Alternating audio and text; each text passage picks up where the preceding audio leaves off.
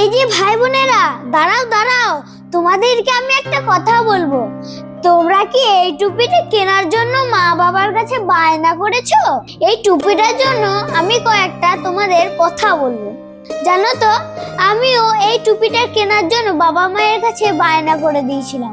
যখন দোকানে গেলাম তখন দেখছি এই টুপিটার অনেক দাম, কিন্তু সাধারণ অবস্থায় এই টুপিটার এত দাম হওয়া উচিত নয়। শুধুমাত্র সোশ্যাল মিডিয়ায় ভাইরাল বলে দোকানদারেরা বাচ্চাদের আবেগের সুযোগ নিয়ে দিন দিন এই টুপিটার দাম বাড়িয়ে চলেছেন। ভাবতে অবাক লাগে, একটা সাধারণ টুপির দাম কখনো 350 টাকা হতে পারে? তাই তোমাদেরকে আমি একটা বুদ্ধি দিই, চলো তোমরা কেউ আর এই টুপিটা কেনার জন্য বায়না করবে না। যদি তোমরা আর কেউ এই টুপিটা না কেনো, তাহলে এই টুপিটার দাম আস্তে আস্তে কমে যাবে।